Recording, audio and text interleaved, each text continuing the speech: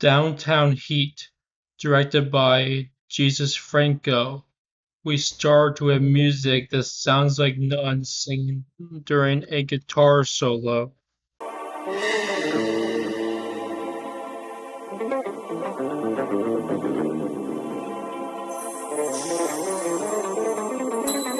The movie starts with two men having a woman's dead body in their car. Good thing we didn't see what they also did with that dead woman's body. That would be disturbing.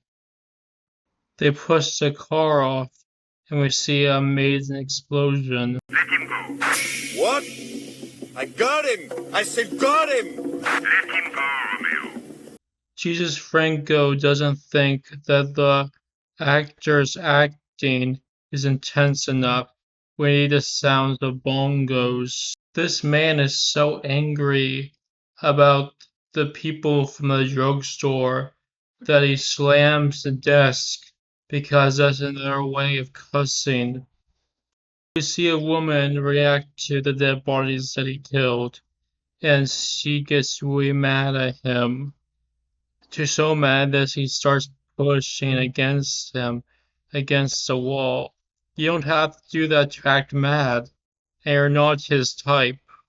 We see two men talking about a dead body, and he said that the police rolled up like butterflies, and then the other man's like, they don't roll, butterflies don't roll. This is Jesus Franco trying to write dim-witted country folk that live on the beach. He says goodbye to the 90s version of lesbian. We learned before he started stealing drugs from dead bodies, he used to have passions like jazz.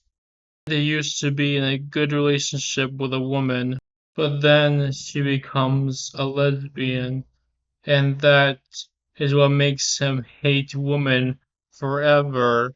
And now he's playing depressed jazz, woman hating jazz, and nobody shows up because they don't want a incel speech. Next, we see a father that really doesn't like his daughter, who's I think 20, sunbathing to dry off all naked, and he even slaps her ass. This is getting very creepy. He talks to the mob boss. He says he was a cheap gangster, a murderer, and not his type because this mob boss only likes expensive gangsters, the type of gangsters that don't murder people. Then how do they get people's money? That old man plays the sounds of nuns singing to make coffee a religious experience. He meets the junkyard gangsters. These gangsters use cars and junkyard because they don't have enough money to get their own cars. That's shameful. It makes killing people even more shameful. And these gangsters use immature words on cars like sex. They're not creative enough to come up with more provocative, meaningful political commentary for their graffiti. He goes to a bar to find out where the lady is, and the bartender explains the lady is like a deer because people kill deers a lot, and he likes women when they're dead. This is very, very creepy.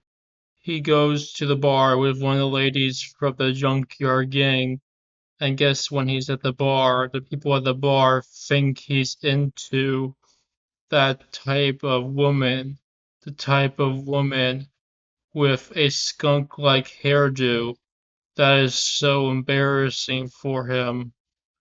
and we see a guy who does some impressive stunt work, like being on the back of a motorcycle while it's moving. Their plan is to kill the mob boss's daughter and tie her up. This is getting very, very creepy, just Franco. What were you thinking about? Were you drinking and thinking about your weird fantasies about women being tied up and having their mouths duct tape, and you wrote a movie about it? He feels her hair. You have to feel a lady's hair before you put duct tape on a woman. You have to flirt with her a bit. You see, she likes this old man. She likes this old man a lot. She likes this old man that puts duct tape on her mouth. This is really weird. He goes on a bike ride with a lesbian woman and he kisses a lesbian woman. I don't know why he was so mad at these women becoming lesbians. Now he has two women that he can consensually kiss. Is having two women too much for him? Does that make him have testosterone overload and makes him hate them? So the movie ends with them handcuffing another gangster that does just as bad things as they do. He also ties up women and steals drugs from them. How freaking weird, right? Shouldn't the police handle this? So that's Downtown Heat.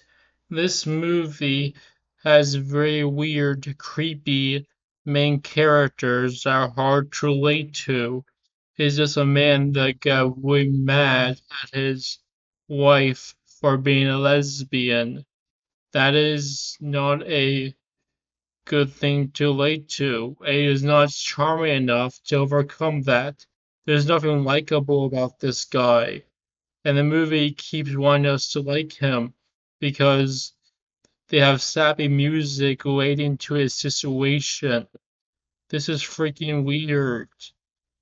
This movie is about a criminal that we are opposed to relate to. I know that's in a lot of movies, but this is even weirder because this guy has no real relatable elements.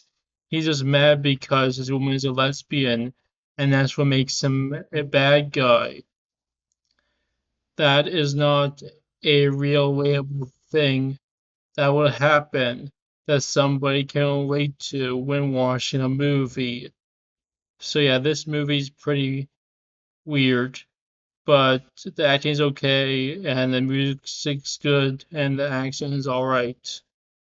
It's just that the story around it is very hard to relate to for a person who is normal and doesn't go on a tying up spree when his girlfriend turns into a lesbian. Bye.